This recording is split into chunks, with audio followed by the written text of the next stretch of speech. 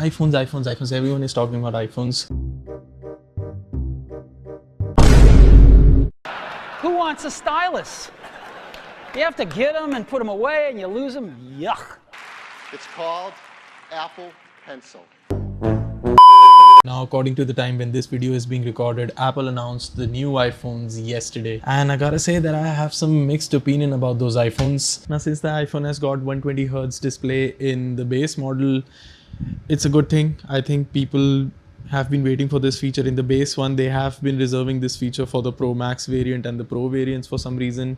I haven't really understood why is this a Pro feature at all. People who game on iPhones, who game on phones in general would be benefiting from the 120Hz. And iPhone has always had the processor and the motion processor to support all of that, all of those frame rates. The only reason I can figure out of them reserving this feature in the past is because they wanted to manufacture it as a new feature and give it into the new iPhones. Again, just Apple things. They don't really change much through the generations. They just keep manufacturing the same stuff over and over again with just a little bit of design changes. I'll talk more about that later, but let me just talk about the best feature that the new iPhone comes with. It is the square front camera sensor. Now, I don't know why Android phone manufacturers haven't really figured this one out. It just seems like a simple thing to do, but it seems so genius when someone actually does it and executes it well. This is my OnePlus 12, and if I want to take a selfie on this phone, it's a top heavy phone. Not only that, it's a big phone and I have to hold it with these two fingers, index and the pinky finger. I have to hold it like this and bring the thumb to the center where the camera button is. It is much easier for me to hold the phone in the portrait mode and actually have the access to the volume button, one of the volume rockers, which actually can start video and click pictures if you tap it once. But always the biggest problem with that is that if you want to fit more people, you would have to switch to landscape because we always have rectangle sensors in these phones. And I'm happy since Apple has now implemented this in their phones, more phones would follow, and this should be like an industry standard sort of thing, because the way it works is it's a square sensor, and no matter if you are in portrait mode or landscape mode, it'll take the same picture with the same resolution. It'll work exactly the same, and it does it automatically for you. When more people step into the frame, it'll widen the field of view and everything. Amazing feature, better than making the lens more wide angle and distorting the field of view to cover more people. You can just make the sensor so it takes landscape photo in any orientation. Another thing that I really liked is all the cameras are now standard 48 megapixel cameras as opposed to 48, 12 and 48 megapixel camera in the iPhone 16 Pro Max. I think that was the highest configuration the previous year, and what I actually like about this is you get consistent performance out of all of your cameras. For example, with my phone, I have a 50 megapixel camera, then a 64 megapixel camera, and then a 48 megapixel camera. When I go into the high res mode and try to click pictures with each camera, I'm expecting similar resolutions from all the cameras. But when you consider the gap between 48 and 64 megapixels, those extra pixels or the lag thereof are noticeable, and yeah, it kind of annoys you a little when you try to click pictures with one camera and try to zoom it in and the clarity isn't as much as your other camera.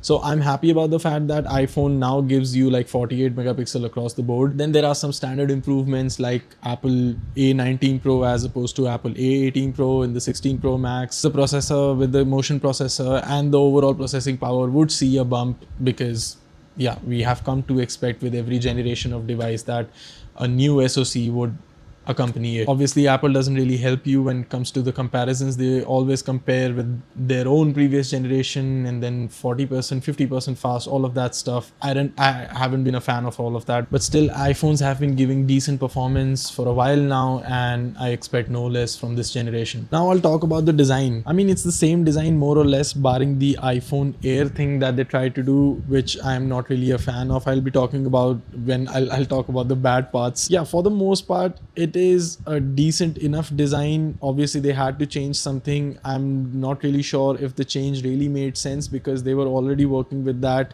squarish bump on the side of the iPhone. Now they have elongated that and made it a full camera panel like the pixels and stuff. okay, I guess. What I'm happy about is that they are now switching back to aluminium, and whatever the hype was about this aerospace grade titanium and stuff, I hope people have learned something from it.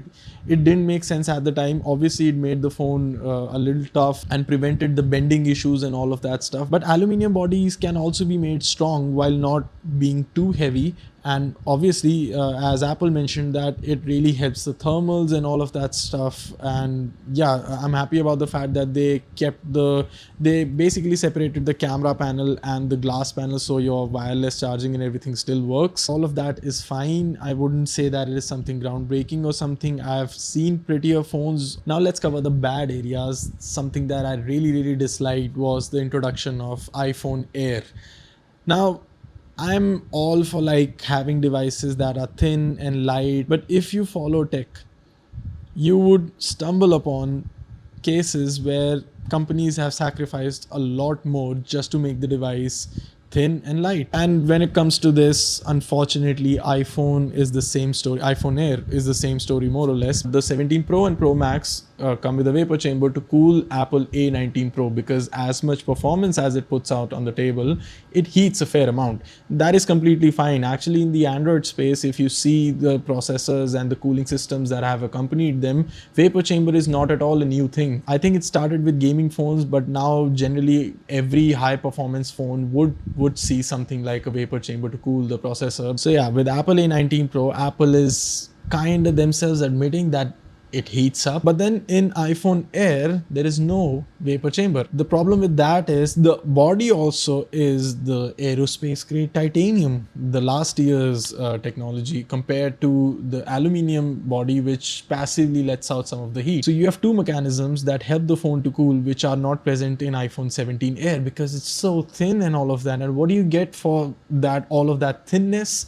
You get a battery that is around 2000 milliamps less than the Pro Max model. Obviously, it's not in the same league as the Pro Max one, but even the Pro and the base model, the battery is a little bit less. I don't see any advantage of carrying such a thin device, because it also might not be good for durability. Again, I'm not sure we would have to see jerry rig everything, like destroy the phone for us to conclude anything in this respect. What is the use of having an ultra thin phone if you can't really use it the way you want, because the battery would run out too fast, or like the cooling wouldn't really work, so it would thermal throttle a lot more than the Pro Max ones and the Pro ones. I don't really understand. This is the one thing that I take issue with. Brands are trying to sell you shit because they know what people want to see, what people want to hold in their hands, without actually explaining them the implications of having that device. But worry not, the designers at Apple have an idea inside their heads that is astonishing, incredible, unlike anything we've ever created. Incredible. Gorgeous, phenomenal, incredible, impressive, fantastic. It's fantastic, truly amazing, unlike anything you've experienced before. Amazing, most requested, Most advanced, biggest leap ever, industry leading, will enrich people's lives in so many ways.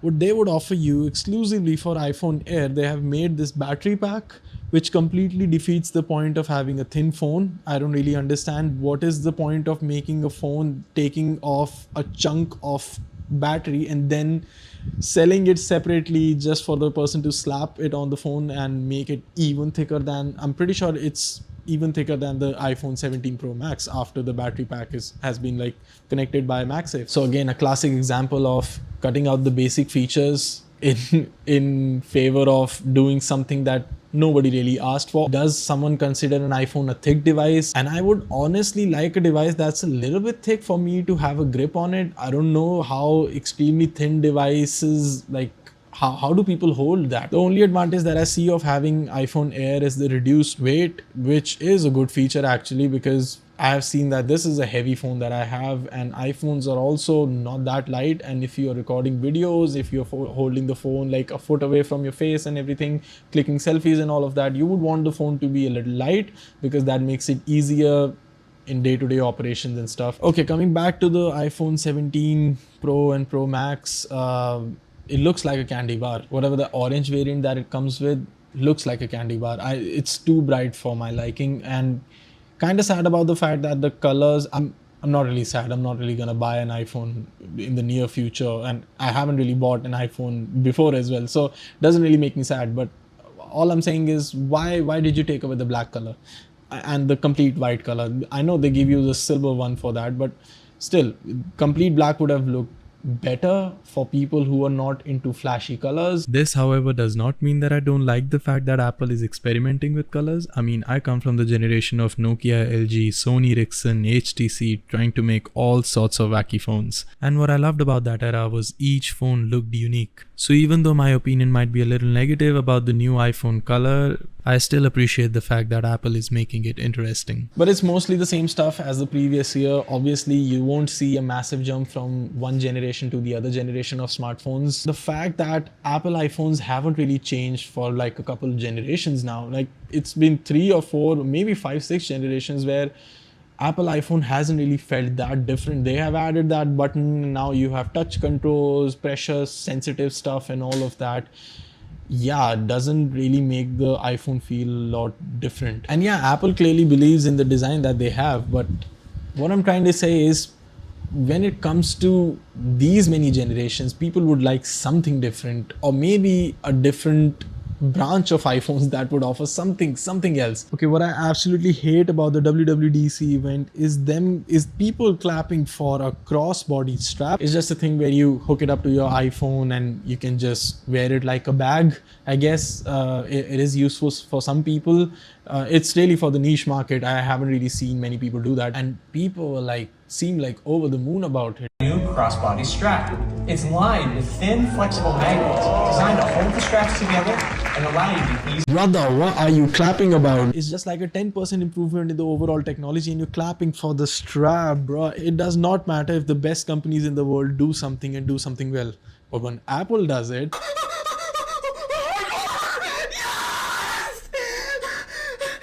Okay, to close this video, I'll talk about the AirPods and Apple Watch. I don't have any complaints with that because they have a certain framework and they are sticking to it and they are building features around it, and I don't think anyone wants like crazy innovation in that field.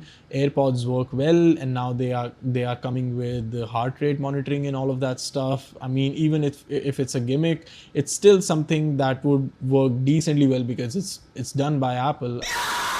You have live translations on AirPod. It's a quality of life feature, I guess, for some people living in like foreign countries. And yeah, the Apple Watch Series 11 with Apple Watch Ultra 3 now giving you hypertension alerts potentially could save someone's life. Again, a good feature to have. So yeah, in my opinion, Apple really hasn't done much when it comes to innovation this time around. But there is the best thing was that square front camera sensor, because it just seems like such a simple thing to do, but at the same time it's genius. I hope Apple figures their way out of this deadlock that they find themselves in, where it seems like they want to change stuff, but it's not the stuff that people really want. I mean, I don't think anyone asked for a camera shutter button, but they gave them, and I don't think the traditional way of clicking photos on iPhone was horrible. Again, I'll say the same stuff about an Android phone. If they try to upsell things, sometimes Samsung does it too. And yeah, I mean, I think if you are on iPhone 14, 13, maybe 15, you can think of upgrading. I mean, it's like heavily focused on creators from the very start, and now they are leaning towards the creators more with the 2 TB storage and stuff like that, because they gave you the option to record in ProRes RAW this time around. So it does make sense, and they give you 4 GBs extra RAM as well. I don't think an average person would benefit a lot from these features, these creator level features. So take from that what you can. Anyway, if you think that I missed something important, or if you want to add something to this, have a discussion or anything like that, obviously you can comment in the comment section, and I'll see you guys in the next one. Anyway, I'm just being stupid.